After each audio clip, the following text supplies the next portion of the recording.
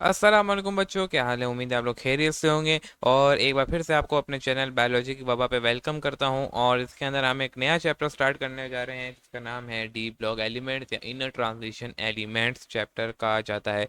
और इसके अंदर हम कुछ बातें करेंगे। जो मेरा मोस्ट इम्पोर्टेंट टॉपिक है वो है आपका नोमेनकल्चर। नोमेनकल्चर हम पढ़ेंगे इनऑर्गेनिक का। अच्छा, बहुत सारे बच्चे इसमें फंसते हैं, हम इसको डिटेल में पढ़ना है, इन डेप्थ पढ़ना है।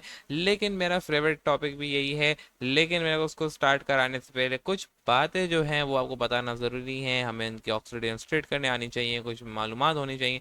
देन ही हम उस पर जाएंगे। अगर मैं चाहूँ तो डायरेक्ट उसको जंप कर सकता हूँ, लेकिन आपको कुछ बातें इसके बारे में मालूमात होनी चाहिए। लेकिन मैं उस लेक्चर के लिए बेताज इंतज़ार करूँगा कि जब वो लेक्चर आएगा, बहुत ही मज़ेदार वो लेक्चर होगा, बहुत ही मज़ेदार वो वीडियो होगी।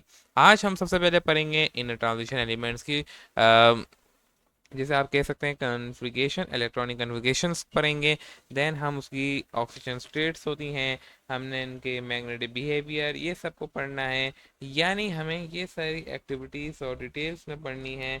लेकिन उससे पहले हमें क्या पढ़ना होगा, इलेक्ट्रॉनिक कन्फिग्रेशंस। और कुछ बातें हैं जैसे कि आपकी बुक के अंदर लिखा हुआ है 35 पेज के अंदर। हम जो पढ़ने जा रहे हैं खाली थर्ड सीरीज पढ़ने जा रहे हैं, जो कि कहाँ से स्टार्ट होती है, आपकी स्कैंडियम से स्टार्ट होती है और सिन पे एंड होती है। मोस्ट इंपॉर्टेंट सीरीज है, इसे आप मत भूलिएगा। ये लाइन आपने याद होनी चाहिए, टी ब्लॉक का मेन लाइन यही है। बाकी याद रहे ना रहे उससे हमें कोई फ़र्क नहीं पड़ता, लेकिन आपको स्कैंडियम से जिन तक के नाम याद होने चाहिए, लाइन वाइज याद होने चाहिए, उसकी प्रॉपर्टी याद होनी चाहिए। प्रॉपर्टी के साथ साथ आपने उसकी इलेक्ट्रॉनिक कन्फिग्रेशन और ऑक्सीजन स्टेट इन डेप्थ और डिटेल में मालूम होना चाहिए। अगर आप नहीं करोगे तो ये आपका नुकसान होगा, मेरा कुछ नहीं होगा। क्योंकि हमें इसी को देखते हुए हमें जो है नोमेनकल्चर को सीखना है। अगर आपने नोमेनकल्चर सीख लिया, आपकी मैं समझता हूँ इनऑर्गेनिक कन्फर्म निकल जाएगी।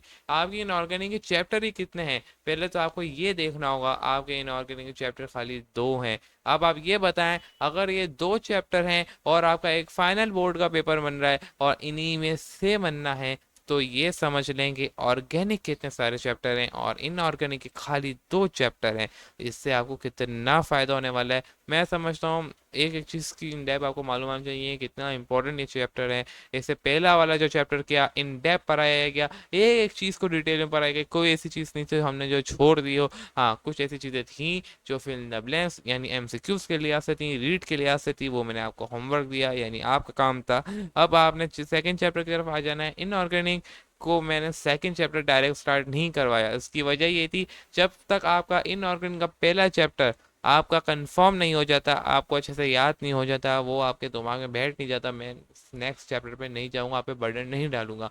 अब उम्मीद है मैंने काफ़ी अर्सा टाइम भी दे दिया है, मैंने एक अच्छा खासा आपको गैप भी दिया और बीच में दो चैप्टर और करा दिए जो कि थोड़े ऑर्गेनिक से रिलेटेड थे, वो हमने करे।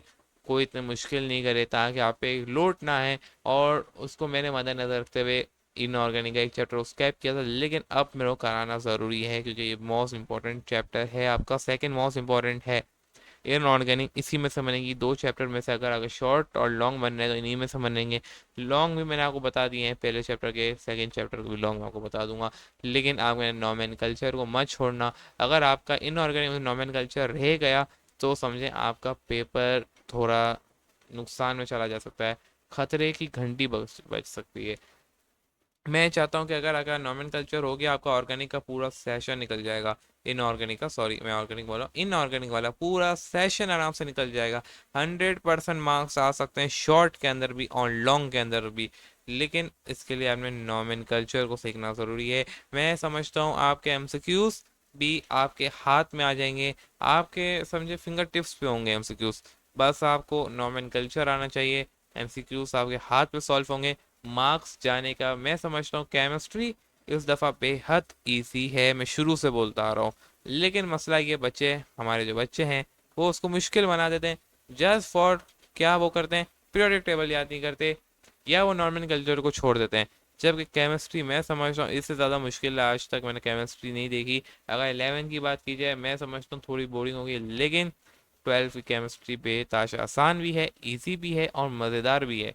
अगर उसको आप सही से और जो इसे पढ़ाया जा रहा है उसी तरीके से पढ़ें। इंट्रोडक्शन लंबा हो गया है, स्टार्ट करते हैं। थर्ड सीरीज पढ़ेंगे जो कि आपका स्टार्ट और स्कैंडियम से सिन तक चलता आ रहा है। सबसे पहले हमें करनी होगी इसकी इलेक्ट्रॉनिक कन्फिग्रेशन।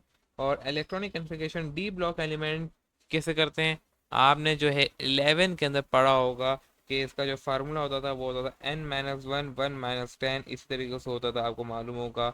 और जो है 1s 2s 3s और ये सारे मामलात होते थे। और जब आप जो है डी तक पहुंचते थे, अगर आपका 4 होता था, मिसाल के तौर पे अगर मैं आपको यहाँ लिख के दिखाऊँ, मुझे 2 मिनट दे, मैं यहाँ पे लिख के आपको दिखाता हूँ।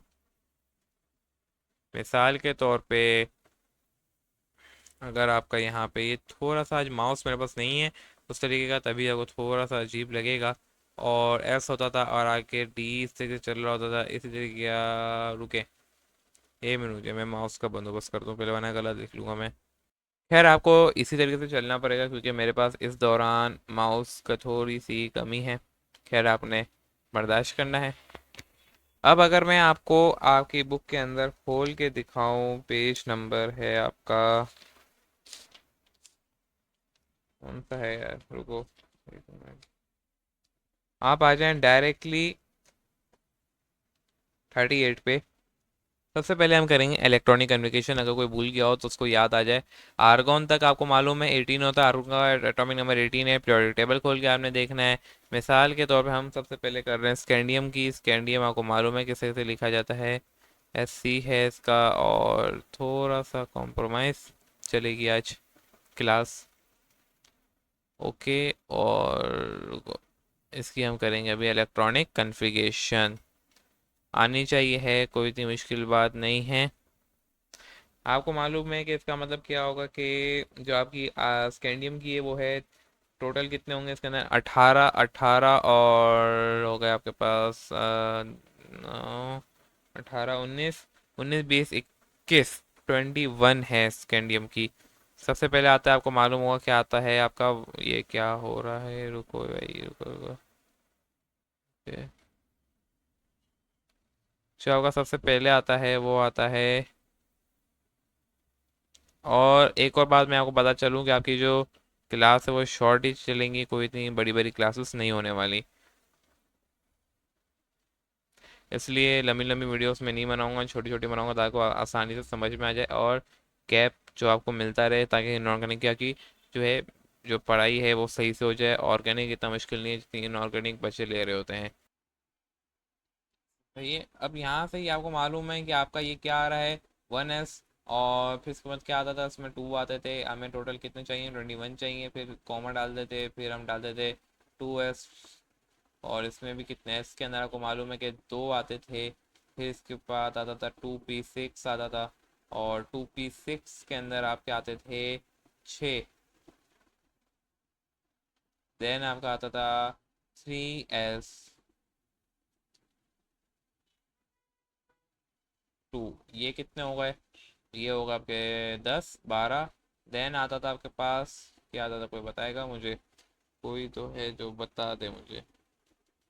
सही है, ये आता था। फिर आपके पास आता 3p6 आता था। और ये कितने हो गए, आप 12 हुए थे, 10 12। और ये हो गए आपके 18। 18 के बाद आपको मालूम है क्या क्या आता था आपके पास, 4s2 आता था। और 19 20। और इसी तरीके से आपको 3d10 आता है। और 3d10 तो नहीं होगा, दैट से मतलब 1 होगा क्योंकि हमारे टोटल कितने हो गए, 21 हो गए। इसी तरह से इलेक्ट्रॉनिक कम्युनिकेशन की जाती थी, आपको मालूम होगा कि 2 हो गए, ये 10 12 18 20 और 21। यहाँ तक कि अगर आपको मालूम हो को हम इसको किसके नाम से भी जान सकते हैं, आपको मालूम होगा, वो है आपके पास आर्गॉन के नाम से जाना जाता है। उसकी कितनी होती है कन्फिग्रेशन, सॉरी यहाँ तक नहीं, कहाँ तक बताएगा कोई, पी तक,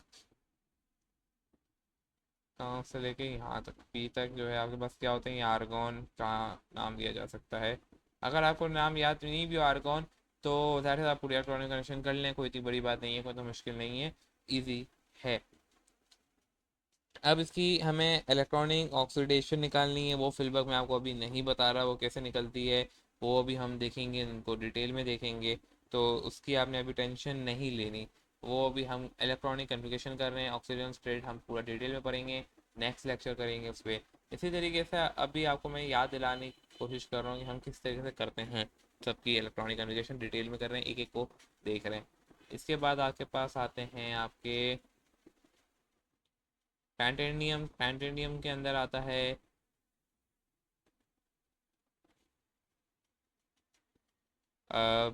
क्या आता है आपको बताएगा, मैं यहाँ पे शॉर्टली कर रहा हूँ। 4s2, argon 18। मैं डायरेक्ट आर्गॉन से लिख रहा हूँ। और फिर टाइटेनियम के अंदर कितने हो जाएंगे, जाहिर सी बात है 22 हो जाएंगे। आपके आर्गॉन के अंदर कितने होंगे, सॉरी टाइटेनियम के अंदर कितने होंगे कोई बता सकता है? आप यहाँ से आ जाएं अपने, जाहिर सी बात है 22 होंगे। तो उसका मतलब 4s2 हो गया आपका। और 3d, यहाँ तक आपके कितने हो गए? यहाँ पे 18, 18 और 19, 20। 20 के ऊपर आप 3d2 लिखेंगे। आपकी बुक के अंदर टाइटेनियम के अंदर 3 डाला हुआ है, मुझे नहीं मालूम क्यों डाल दिया है, शायद गलती से डाल दिया, वो बुक की करेक्शन है, आप देख लेना खोल के। ये भी मैं आपको गलतियाँ बताता रहता हूँ क्योंकि बुक के अंदर बहुत सारी गलतियाँ हैं। देन आपके पास आता है वेंडियम।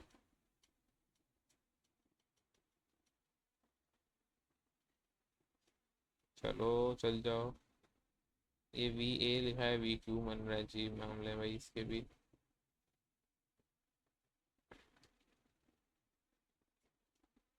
और इसका आपके पास आता है, आर्गोन के बाद हम चलाएंगे 4s, तो 2 ही रहेगा।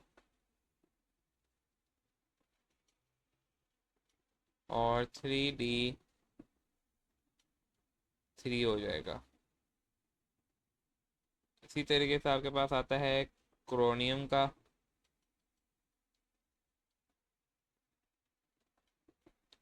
और इसका होता है आपके पास 4s2, 3d4।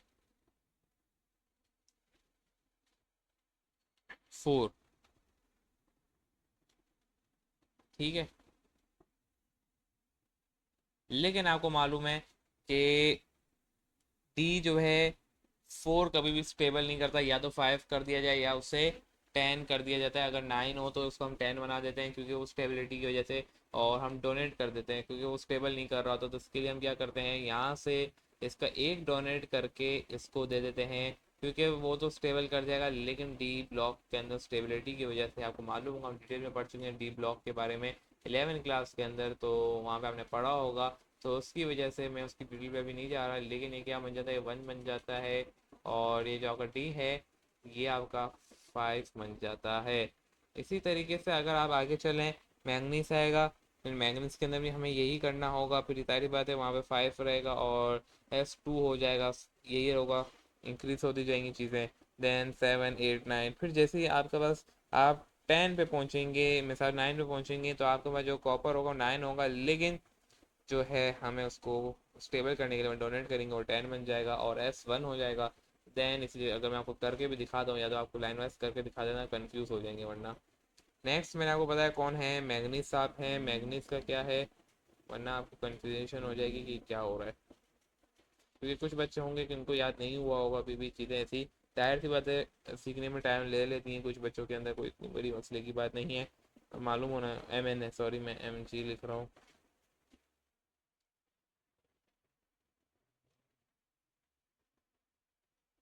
और इसका क्या बनेगा आपके पास, बनेगा 3D, पहले 4S सीक्वेंस वाइज चलेंगे।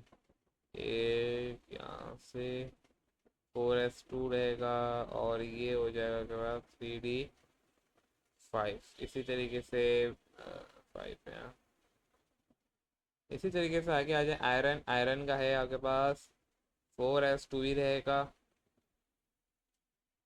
और आयरन का फिर जो है आपके पास 3D6 हो जाएगा।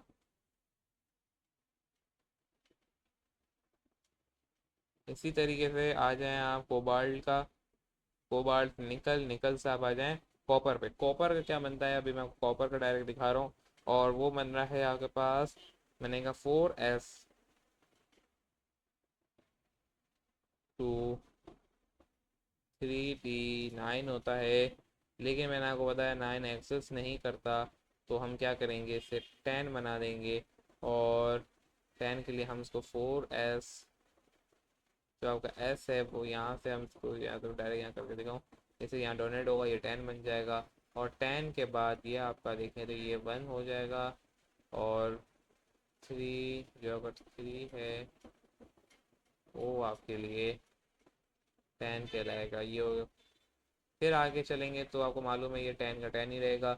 और 4s 2 हो जाएगा, ये आपको मालूम है। टोटल 10 सीरीज है, 10 के लिए हमने क्या है, एस को देखा है और इसे चलता आया है। तो उम्मीद है आपको कि आज की वीडियो समझ में आ गई होगी। और इसके अंदर मैंने काफ़ी हद तक चीज़ें बताई हैं, इलेक्ट्रॉनिक एप्लीकेशन करना सिखाई है, थोड़ी बेसिक से चलाया था ताकि आपको पता मालूम हो कि इलेक्ट्रॉनिक कनेक्शन कैसे करते हैं। आप भूल गए हो तो आपको याद आ जाए। देन अब हमें जो है ऑक्सीजन स्ट्रेट पढ़नी है, वो भी थोड़ा बेसिक ही रहेगा। आपको लगेगा बेसिक होगा, कितनों को बेसिक लगेगा, किसी को लगेगा कि नहीं भाई ये हार्ड है, लेकिन हार्ड नहीं है, बहुत ही आसान चल रहा है। 11 के लेक्चर आप एक बार फिर देख लें, मैं कोशिश करूँगा कि यहीं पे आपको समझा दिया जाए। लेकिन जो चीज़ समझ में ना आए तो उसके लिए आपको वो देखना पड़ेगा। तो आज के लिए बस इतना ही। नेक्स्ट वीडियो में मिलते हैं एक नए अंदाज के साथ, एक नए टॉपिक के साथ। अल्लाह हाफिज़।